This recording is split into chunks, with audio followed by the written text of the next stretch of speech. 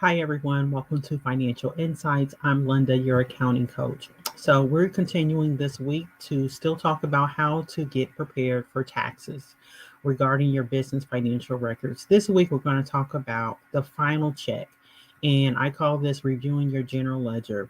So, due to year end coming up, I'm meeting with a lot of clients who need their accounting software, whether that's QuickBooks or Zero, cleaned up.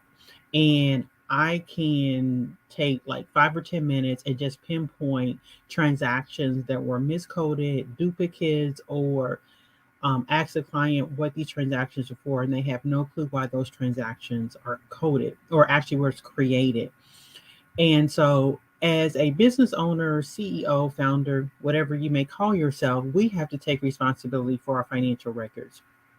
And one of that responsibility is reviewing the data. And a lot of times we say, okay, let's review the P&L, let's review the balance sheet.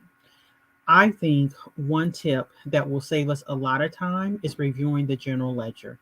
So you may ask yourself, what is the general ledger? The general ledger basically is the list of all the transactions that is composing your financial system. Now, if you're using Excel, that's just basically all the transactions. So if you think about in banking terms, when you log into your bank account, you see all those transactions. Really, that's the ledger. That's all it is. The ledger is just a list of transactions. And I believe reviewing that on a monthly basis or even a quarterly basis is very key. So, why review the general ledger? Why review those transactions? Number one, you want to make sure there's no duplicates, there's no errors. So, for instance, possibly someone may have keyed something in wrong. So, instead of like typing in 200, maybe it's 2000. Also, just plain no errors. For instance, there could be a charge that should have went to equipment and it's in payroll. I've seen that happen before. So you want to take time and review your general ledger.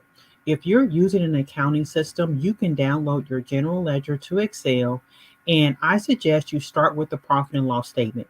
Just pick the big accounts. You don't have to go through every single transaction, but look at your revenue. Most importantly, go through that detail. Look at payroll. Make sure only payroll entries are hitting payroll. Look at your taxes, your payroll taxes, and then also your other tax account.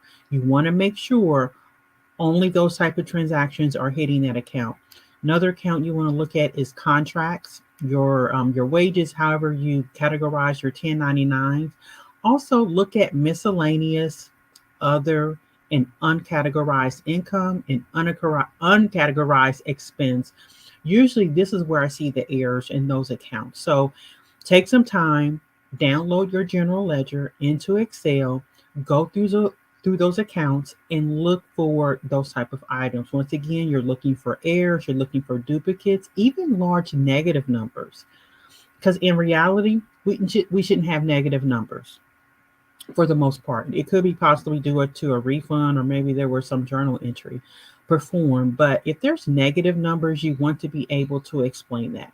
So if you do have a accounting professional who helps you with your books, have them do a general ledger review with you. And if you do not have an accounting professional, please contact us and we can assist you with going through your general ledger, just making sure things are lining up. So it's very key that you have things categorized in the right accounts because that will allow you to take advantage of the tax credits and deductions that are owed to you as a business owner. So that's why it's so important to do this final check, this final step before you submit your taxes.